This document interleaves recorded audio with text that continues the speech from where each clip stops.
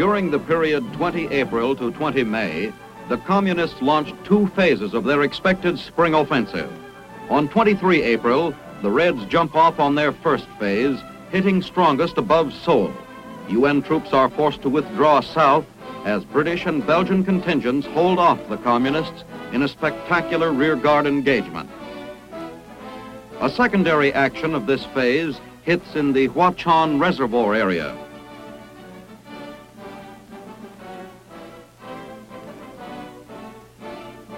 By 30 April, UN forces cease their withdrawal and set up the Lincoln Defense Line a few miles north of Seoul.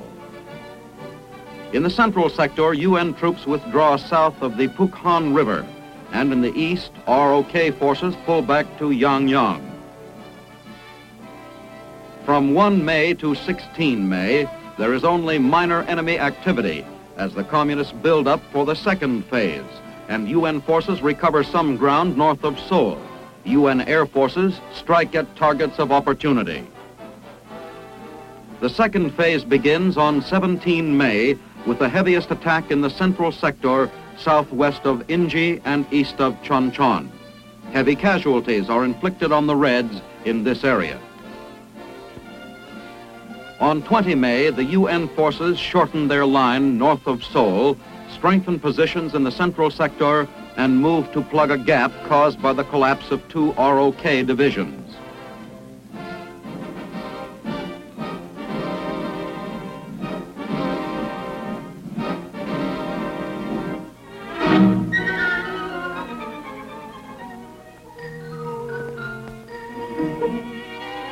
In the Imjin River area, soldiers of 2 combat teams quickly break camp. These combat teams are composed of British, Belgian, Filipino, and American troops. What may be the last meal for a long time is grabbed as a report is received of a large enemy force which has crossed the nearby Imjin. These UN troops start their withdrawal according to plan. Mortars blast at the approaching Reds who threaten to cut off the combat teams.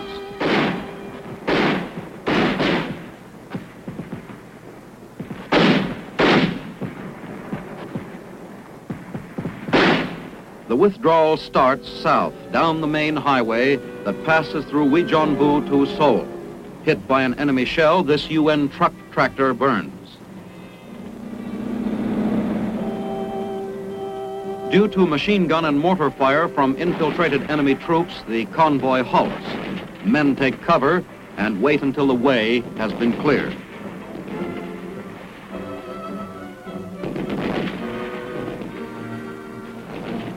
The long convoy moves southward again with its cargo of men and equipment.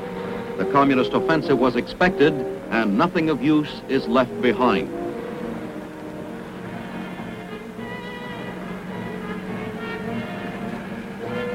En route, battalion commanders discuss the situation.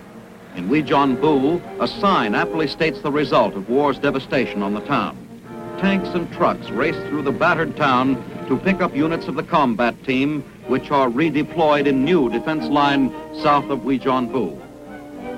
Later, a battalion of infantry plods wearily through the rice paddies. After fighting off the Chinese all through the night, they slog through the pelting rain to new defensive positions. Their fatigue is apparent in every step.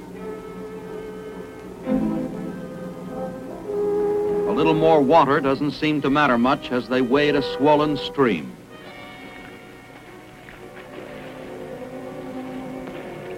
Full advantage is taken of the chance for a short rest before fighting off the Reds again. Rain-soaked troops hold rearguard positions covering the withdrawal. This is the third major Red offensive of the conflict. The first was the initial North Korean aggression last June, and the second, the full-scale intervention of the Chinese Communists on 26 November. Our 155's blast evacuated Wijeonbu.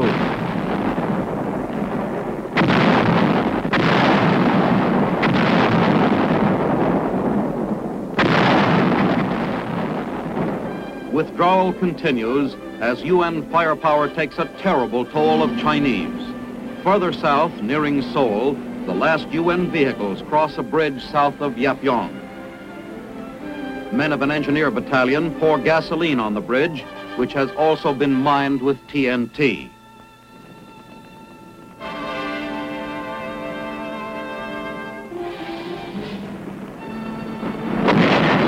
The bridge is destroyed. Communist human sea tactics against our superior firepower is costing them dearly for each mile they advance.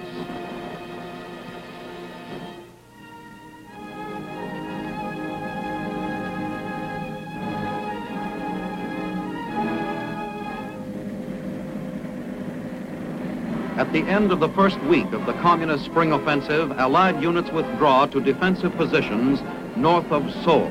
In the western sector, where red pressure is heaviest, trucks loaded with troops move rapidly south.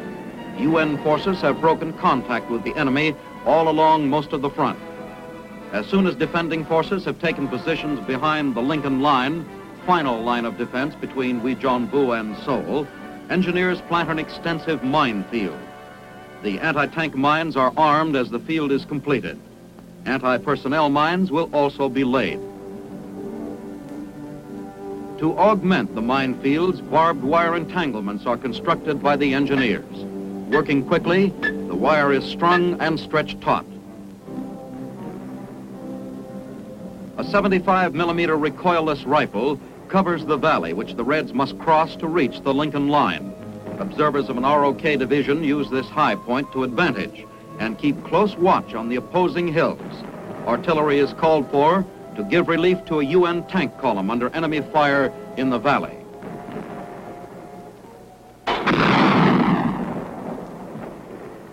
HE shells blast the distant hills, giving support and cover to the withdrawing tanks. The armored patrol is returning to the Lincoln Line after contacting 2 Chinese battalions. Tanks wait in emplaced positions to add their forceful punch. In the heart of Seoul, on the grounds of the Capitol building, 155 howitzers fire a sharp warning at the advancing Chinese.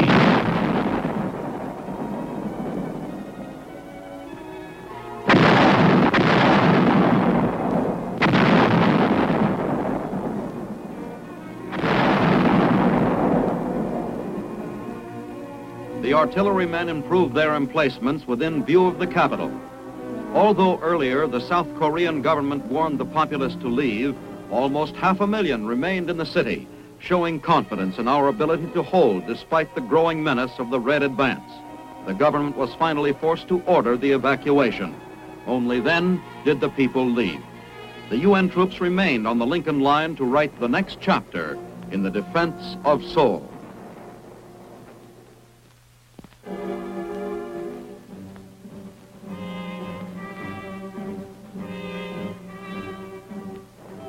Troops of the UN forces move along a barbed wire barricade on a ridge near the town of Tokso, part of the line of defense against the communists in this sector.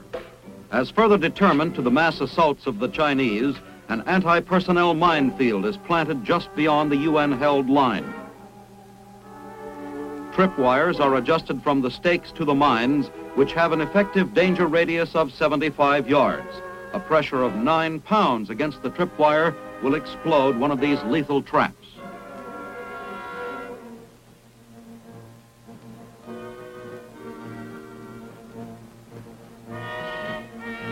Until the field is completely sown, each wire is marked by a lightweight plate. On the road bordering the minefield, tanks and infantrymen of a recon company survey the defense line. The next morning, the road is strewn with the bodies of 24 members of an enemy patrol which tried to infiltrate during the night. One Red soldier still lives. Men of the recon company cautiously move the wounded man onto the road from the gully. The communist is apparently in great pain, but the combat-wise soldiers, used to the tricks of a treacherous enemy, search him for concealed weapons or possible booby traps. In the shelter of one of our tanks, first aid is given to the wounded man.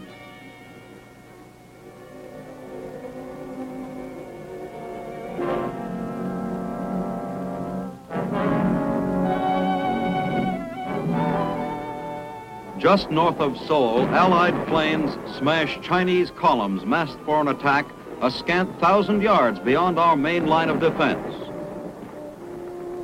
Pouring down the historic invasion routes from WONSAN and Wijeonbu, the Reds try to break through to Seoul. Officers observe the effectiveness of UN air power back in the skies after days of rain as it plasters enemy concentrations building up for their much-heralded May Day attack on Seoul. The planes smother the target with machine gun fire, rockets, and napalm.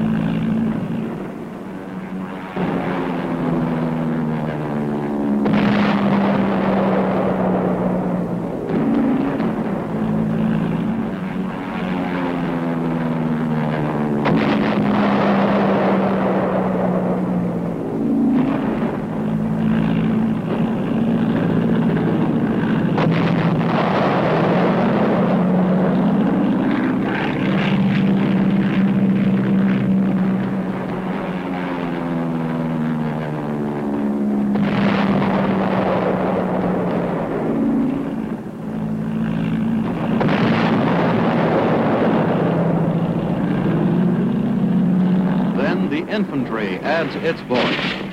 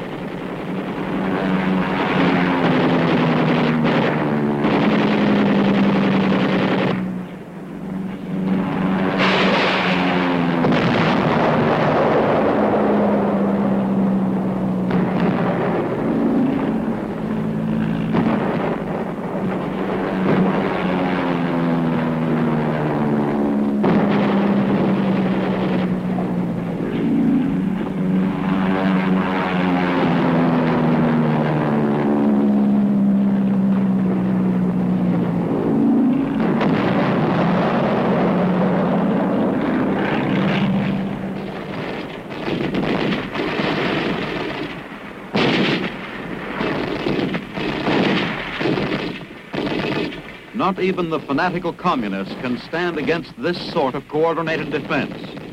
With the full Allied power shattering their formations, the enemy's planned May Day offensive is stalled before it starts.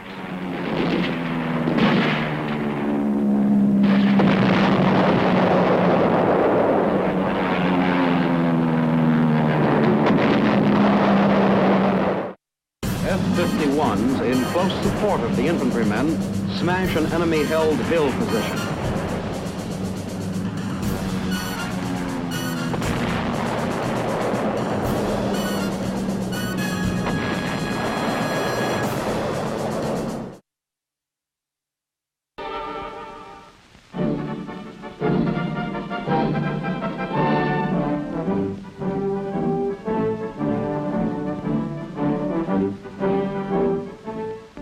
By 20 May, the second phase of the Red Spring Offensive has been thrown back along the entire front, with the last gap closed on the eastern front near Hanghi by 24 May.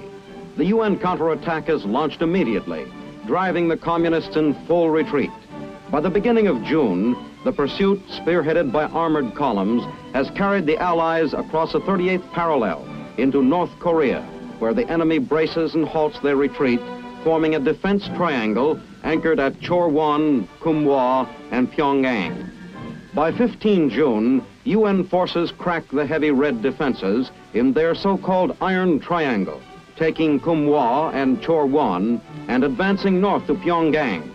During the week 13 to 20 June, the communist air power becomes more aggressive, but suffers heavy losses to the UN air arm.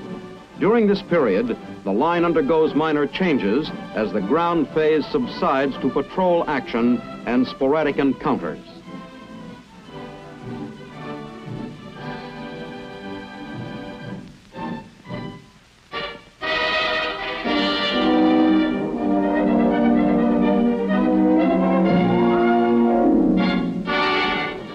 units push northward along the entire front as the tide of battle changes decisively in Korea. A tank infantry force takes up the pursuit of the exhausted Reds, who bogged down in the second stage of their unsuccessful spring drive.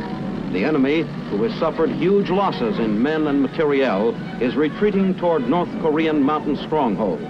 Withdrawing along a front of more than 100 miles, Red units find themselves under constant attack from the well-organized UN troops. Enemy lines of supply and communication are placed under continuous aerial and artillery bombardment. Here, the infantrymen prepare to blast the Reds from still another hilltop with coordinated fire and high explosive shells.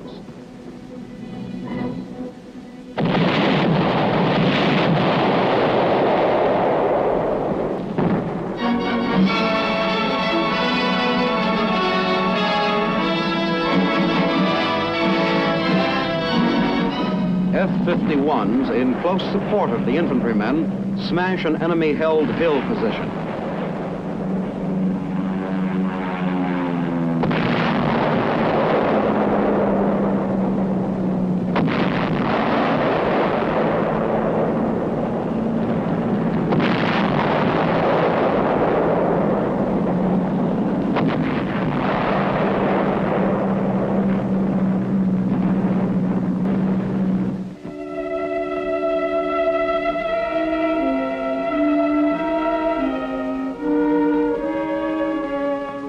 Muddy roads hamper the UN ground forces as they continue their offensive.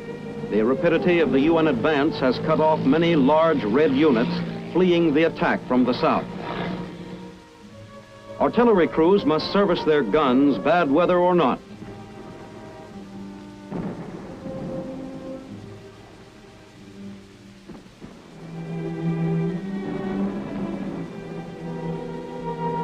This unit, temporarily isolated from its supplies by a washed-out bridge, waits patiently while ammo is in the process of being delivered to its frontline position.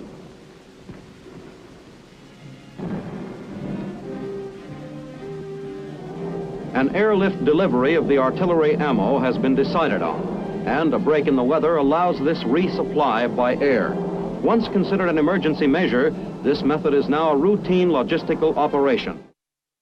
Last-second fire adjustments are completed, and the big guns go into action.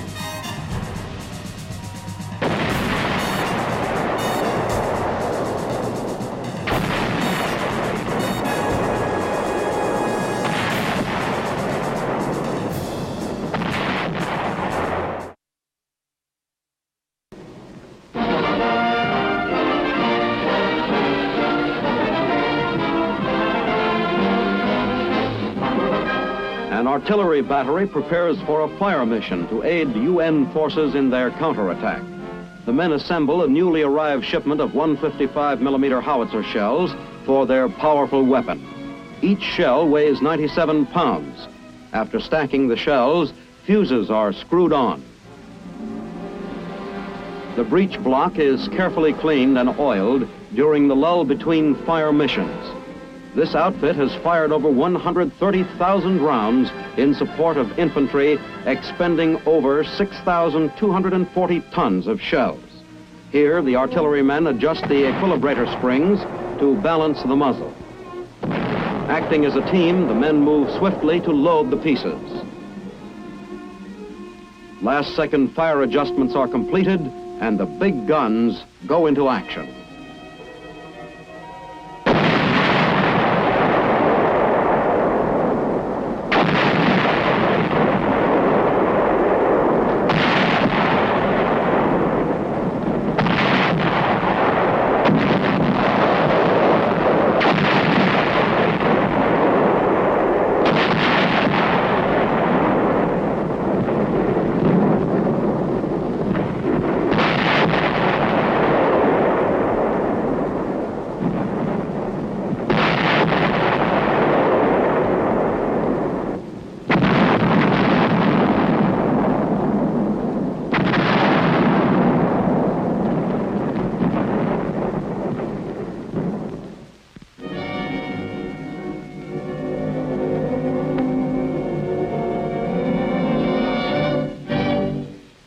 As Allied units move northward, strong emplaced positions are constructed to fend off any Red counterattacks.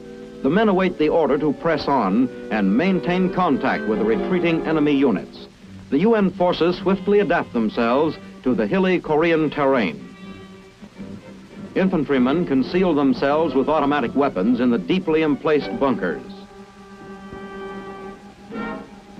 A 75mm recoilless rifle is put to a thorough cleaning.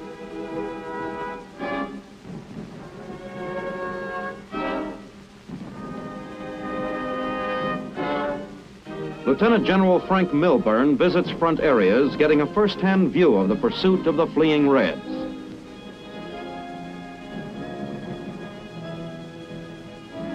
The men jump off, continuing their part of the Allied counterattack. UN infantrymen, well armed and well supplied, are capturing large hauls of enemy prisoners for the first time in the Korean War. During this period, enemy prisoners number 10,000, more than 3 times as many as have surrendered since Red China's intervention. The enemy gives up rapidly the terrain it cost him so much to capture.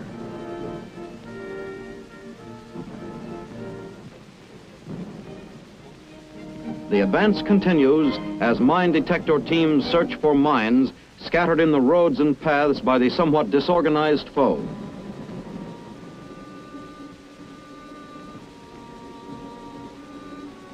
Out of curiosity, one soldier glances at a Red surrender pamphlet purporting to contain pleas of captured UN soldiers. From an observation post, supporting fire is directed against Red strongpoints. Mortars are set up and zeroed in.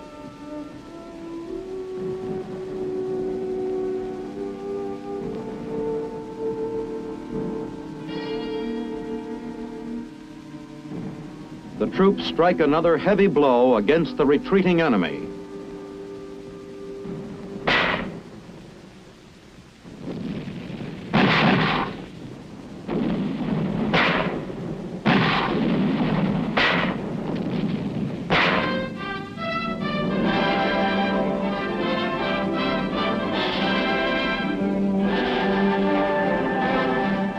An air-ground liaison team directs an F-51 strike as the Allies continue to move forward.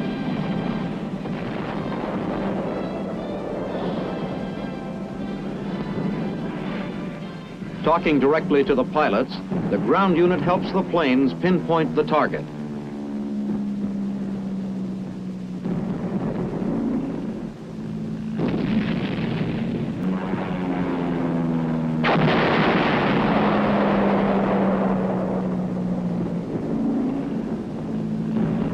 Smoke rises from the burning target as the Air Force helps smash the Reds in North Korea.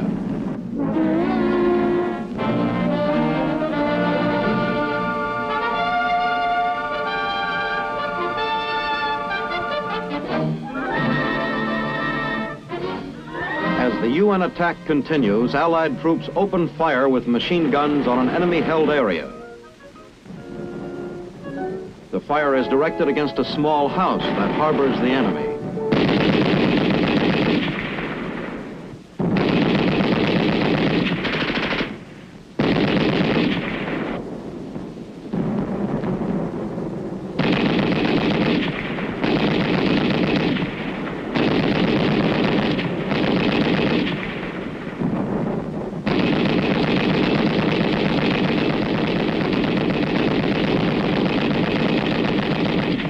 Communist prisoners are taken as the troops move down into the valley. A wounded Red soldier is captured. The troops push on against the Reds, who hold another hill beyond the valley.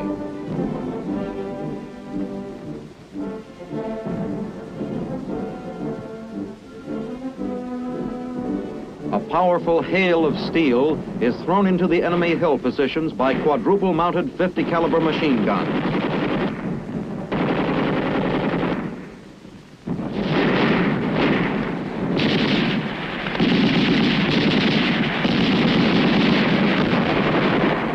With the main communist force routed from the hill, the soldiers advance cautiously into the area to mop up possible stragglers. The men pause in their pursuit to have hot chow brought up to them in Marmite cans. The attack continues as the troops drive the last of the Red force out of the area.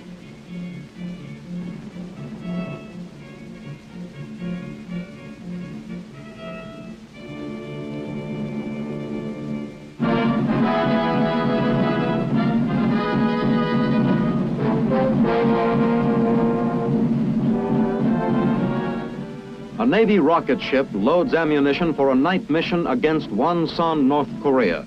The purpose of the mission is to impede the southward movement of enemy troops along the coastal roads and blast Red supply dumps and communication centers. The Navy adds its help to the UN's counterattack as the bombardment begins.